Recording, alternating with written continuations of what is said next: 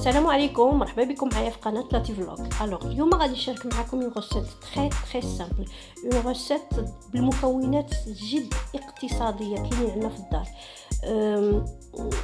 علاش حبيت ندير هاد لي غوسيت مع هاد الظروف القاسحين اللي كنعيشوها، كيف ما كنقدروش نخرجوا نمشيو نتغداو في السوبر مارشي، كيف نخدموا بداكشي اللي عندنا. ديجا هاد لا فيرسيون درت هاد لو غاتو درتو انايا قبل، وغادي تلقاوه في الفوق، وغادي نحط لكم صندوق الوصف الا بغيتو لا فيرسيون اخرى. درتو بلا كريم ديال الكوك لا جينواز لتحت ولا كريم ديال الكوك وفوق منه شوكولا دو كوفرتور. من بعد دابا فكرت باش ندير اون اوتر فيرسيون بلا صوص كراميل، حيت ديجا صوبتو، وغادي نحط لكم حتى المقادير وسميتو ديال لا صوص والرابط ديال سميتو ديال لا صوص كراميل. بون نبداو على بركه الله، وكنطلبوا يا ربي الدعوه هو الاول، يا ربي يرفع لنا هذا الوباء ونرجعوا للحياه الطبيعيه ديالنا. حقيقه ما عرفناش بحق ديال الحريه ديالنا، ولا حتى يكونوا هاد الظروف القاسحين، ولكن المهم نحاولوا نجلسوا في الدار ونصوبوا شي حويجات زوينين وبمكونات كاينين عندنا في الدار وكل شيء، وباش نستغلوا الوقت ديالنا باش ما نقنطوش. المهم نبداو على بركه الله. غادي المقادير، نبداو بالمقادير. الحاجه الاولى غادي نشدوا واحد سلادي، وغادي نديرو فيه نغربلو فيه الدقيق. نغربلو اولا 8 المعالق ديال الدقيق، و3 المعالق كبار ديال الكاكاو، و ان ساشي ديال الخميره ديال الحلويات ب 15 غرام. هادو نغربلوهم ونحطوهم ابار. من بعد غادي نشدو ان سلادي اخر، وغادي نديرو فيه 3 ديال البيضات، وواحد سميتو ساشي ديال لافاني، وقبصه ديال الملحه، و 8 المعالق كبار ديال السكر سنيده. وغادي نخدموهم بالباتور الكتريك ولا يدوي اللي عندكم، ونخدموه مزيان حتى الخليط كي كنقول لكم دائما حتى يطلع الخليط كينصح اللون ديالو، كينصح عاد واش كنحبسوا. تبعوا معايا المراحل وغادي تصدق لكم ان شاء الله.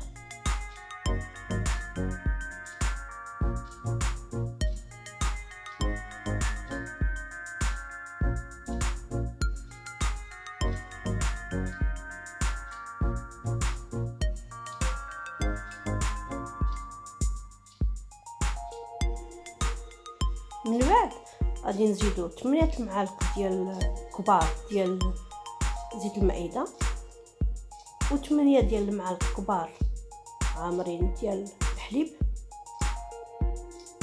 وكنخدمو مزيان.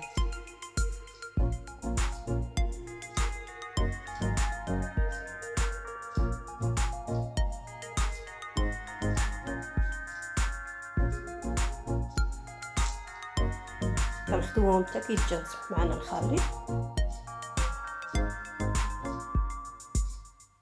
نتوما تبعوا معايا كلشي واضح.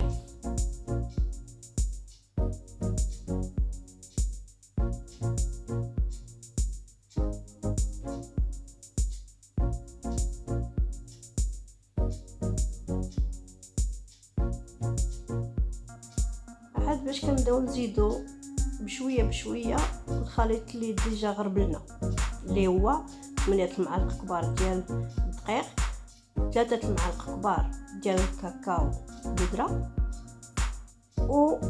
و سميتو الخميره 15 غرام. كنبداو نخدمو بشويه بشويه.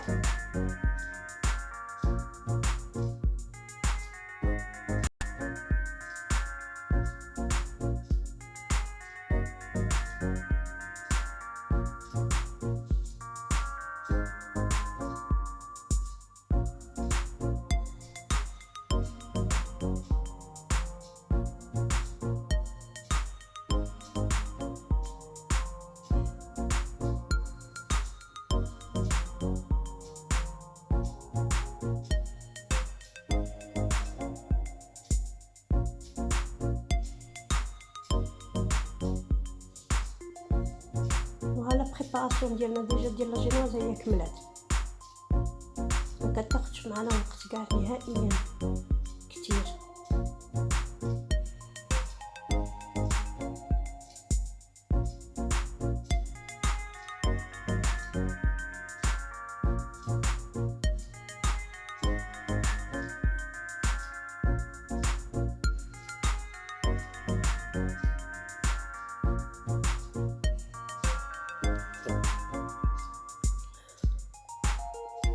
كنبداو نغاكليو الميلونج ديالنا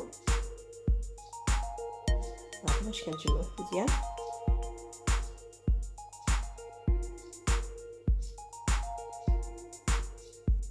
من بعد كندهنوا لو بلا ديال الفران ديالنا بالزبده وكنرشوا عليه الكاكاو. علاش الكاكاو؟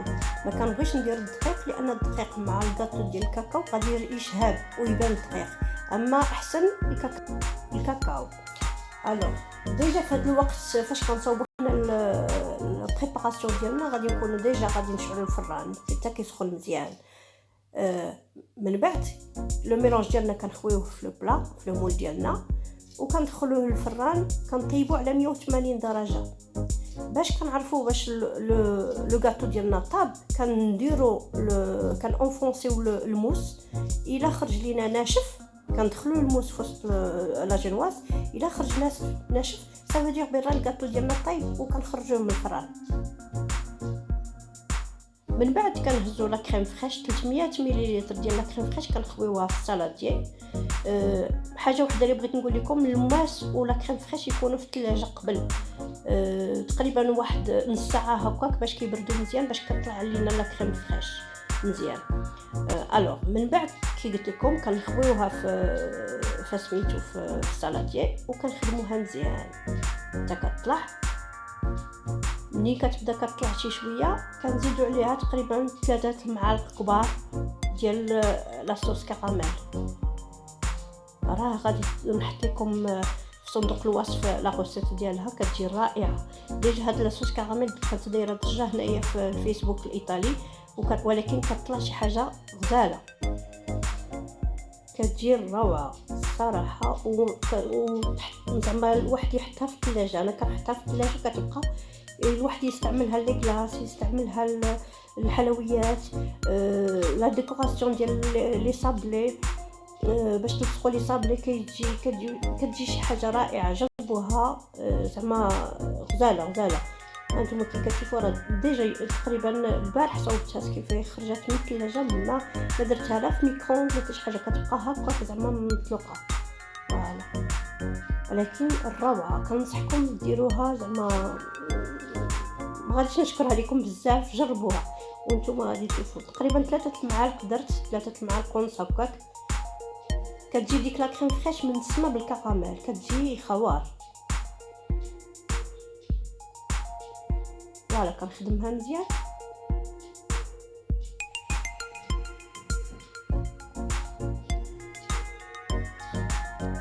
هانتوما كتشوفوا ملي كنخلطها كترجع اللون ديالها كيرجع باج لان من السما بالكراميل.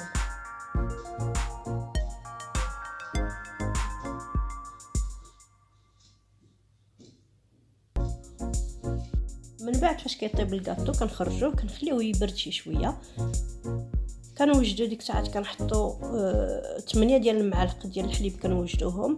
كنبداو نقبوا الكاطو شي شويه وكنبداو نخويو داك الحليب فوق منه باش كيشرب داك الحليب. ما كنديرش في الحليب السكر لان ديجا لو كاطو فيه السكر. لا كريم فريش حنا كتبع ديجا عندنا حلوه، زدت ليها سميتها لاصوص كراميل فيها حلوه سكيفي ما نحتاجوش نديرو السكر في الحليب نهائيا. الوغ كنشربوه مزيان.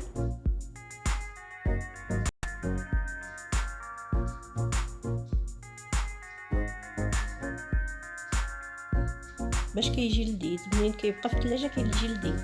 اصلا هو ديجا رطب ولكن احسن باش ندوه كتر. من بعد كنزيدو ديك لا كريم فريش اللي خدمنا كنديروها عليه وكنقادوها مزيان.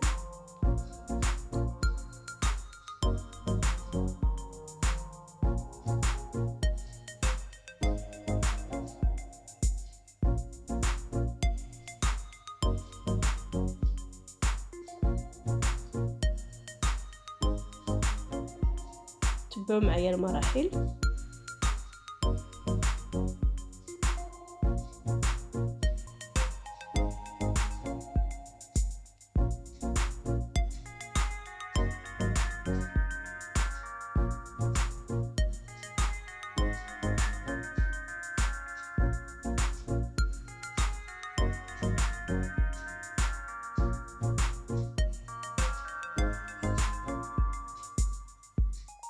كنقادو مزيان باش كيرجع لا كريم كتجي تري ليس على لو غاتو.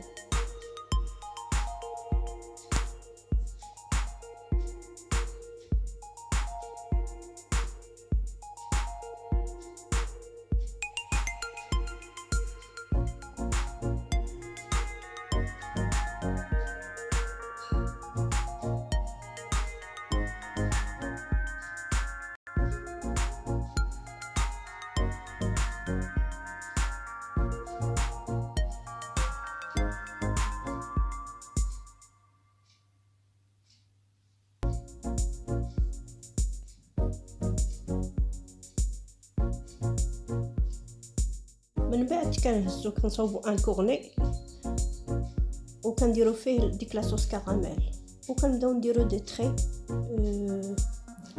خطوط ديال الكراميل.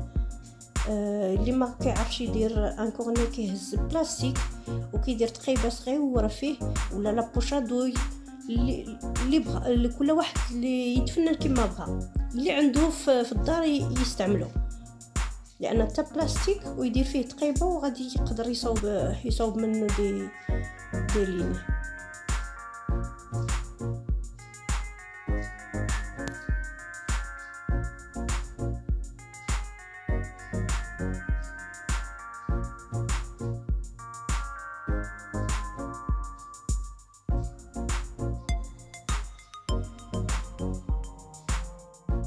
بعد كنهزو قطيب ديال العود وكنجبدو سميتو لو تري من الجهه الاخرى. فوالا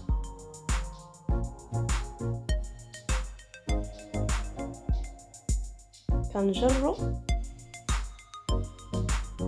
لو تري ديال الكراميل وكيصدق لينا هكا، كيصدق ديكوراسيون هكا بحال ديال الميلفوي.